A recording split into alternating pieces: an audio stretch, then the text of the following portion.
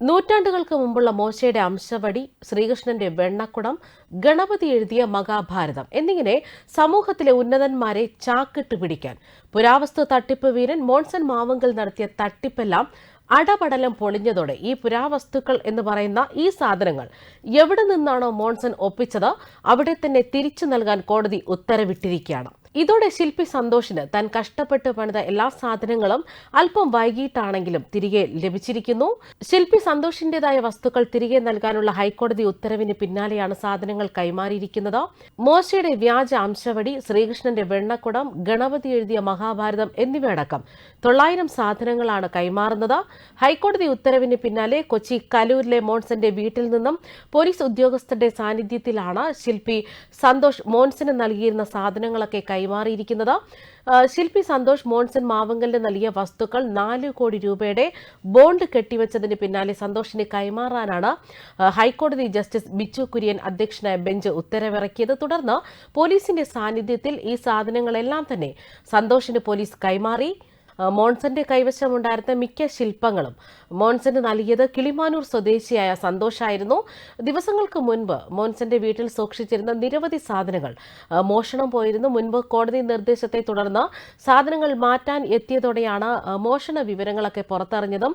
വ്യാജ പുരാവസ്തുക്കളൊന്നും നഷ്ടമായിട്ടില്ലെന്നും വിലപിടിപ്പുള്ള സാധനങ്ങളാണ് മോഷണം പോയിരിക്കുന്നതെന്നും മോൺസന്റെ വീട്ടിൽ പരിശോധന നടത്തിയതിന് പിന്നാലെ ക്രൈംബ്രാഞ്ച് ഡിവൈഎസ്പി YR റസ്റ്റം വ്യക്തമാക്കിയിരുന്നു. അതേസമയം പുരാവസ്തുക്കൾ മറയാക്കി കോടികൾ തട്ടിയ മോൺസൺ മാവുങ്കലിന്റെ ജീവിതം പോലും ആരെയും ഞെട്ടിപ്പിക്കുന്നവയായിരുന്നു. പുരാവസ്തു മ്യൂസിയത്തിനെ അനുസ്മരിപ്പിക്കുന്ന തരത്തിലൊരു വീട്ടിലായിരുന്നു മോൺസന്റെ താമസം. മുറ്റം നിറയെ ആഡംബര കാറുകൾ ഉണ്ടായിരുന്നു. പോലീസിലെയും രാഷ്ട്രീയത്തിലെ ഉന്നതന്മാരുമായും അടുത്ത ബന്ധം. പുരാവസ്തു വിൽപ്പനക്കാരനാണെന്ന് അവകാശപ്പെട്ട് സാമ്പത്തിക തട്ടിപ്പ് നടത്തിയതിനായിരുന്നു അറസ്റ്റിലായത്. മകളുടെ വിവാഹ നിശ്ചയ ചടങ്ങിൽ പങ്കെടുക്കാൻ ചേർത്തലയിലെ വീട്ടിലെത്തിയപ്പോഴായിരുന്നു മോൺസനെ ക്രൈംബ്രാഞ്ച് പിടികൂടുന്നതും. എറണാകുളം കലൂരിൽ 50,000 രൂപ മാസ വാടകയുള്ള ഒരു വീട്ടിലായിരുന്നു മോൺസൺ താമസിച്ചിരുന്നത്. പുരാവസ്തു മ്യൂസിയം കണക്കെ ഈ വീട് മാറ്റിയിരുന്നു.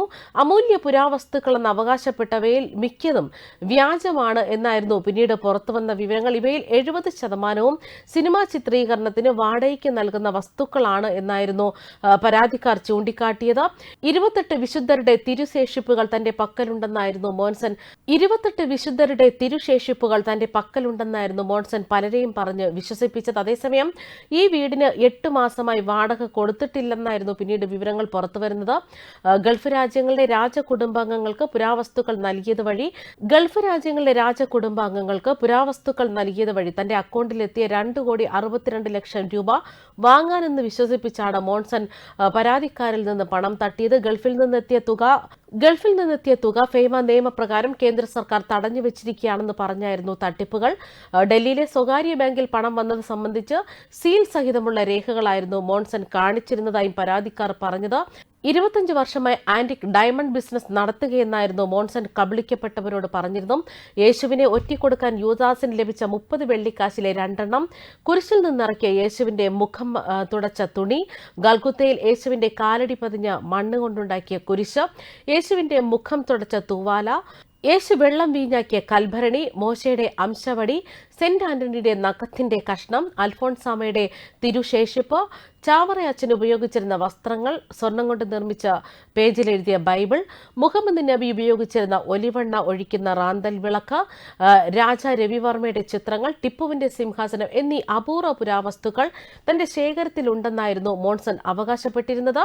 ടിപ്പുവിന്റെ സിംഹാസനവും മോശയുടെ അംശവടിയും ചേർത്തലയിലെ ആശാരിയെ കൊണ്ട് നിർമ്മിച്ചതാണ് എന്നായിരുന്നു ആദ്യഘട്ടത്തിൽ പുറത്തുവന്ന വിവരങ്ങൾ. എന്നാൽ സിംഹാസനം 3 വർഷം മുൻപ് എറണാകുളം കുണ്ടന്നൂരിൽ നിർമ്മിച്ചതാണെന്ന് മോൺസന്റെ മുൻ ഡ്രൈവർ അജിത്ത് മാധ്യമങ്ങളോട് വെളിപ്പെടുത്തി. അംശവടി നിർമ്മിച്ചത് എളമക്കരയിലാണെന്നും ഇയാൾ വ്യക്തമാക്കിയിരുന്നു. യൂദാസിന് ലഭിച്ച 30 വെള്ളിക്കാശിലെ 2 കൊച്ചിയിൽ നിർമ്മിച്ചതെന്നുമായിരുന്നു മോൺസൺ തട്ടിവിട്ടത്. വിമാനയാത്രയിൽ പരിചയപ്പെട്ട മൈസൂർ രാജാവ് നരസിംഹവോടയാറുമുള്ള ബന്ധമാണ് പുരാവസ്തു ശേഖരണ രംഗത്തേക്ക് എത്തിച്ചതെന്നായിരുന്നു മോൺസൺ പറഞ്ഞതും. മതിൽ നിറയെ ചിത്രങ്ങളുള്ള കലൂരിലെ വീട്ടിലേക്ക് പുറത്തുനിന്ന് അധികം ആരെയും പ്രവേശിപ്പിച്ചിരുന്നില്ല. നിരവധി CCTV ക്യാമറകളുള്ള ഈ വീട്ടിൽ സുരക്ഷയ്ക്കായി നായ്ക്കളുണ്ടായിരുന്നു. ഇതിനു പുറമെ സ്വകാര്യ ഏജൻസിയുടെ സുരക്ഷയടക്കമുണ്ടായിരുന്നു. എന്നാൽ അധികം താമസിക്കാതെ തന്നെ മോൺസൺ തട്ടിവിട്ടതെല്ലാം പച്ചക്കള്ളമെന്ന് തന്നെ പുറത്തുവന്നു. ഇതിന് പിന്നാലെയാണ് മോൺസന് പൂട്ടുവീണത്. ന്യൂസ് ഡെസ്ക് കർമ്മ ന്യൂസ്.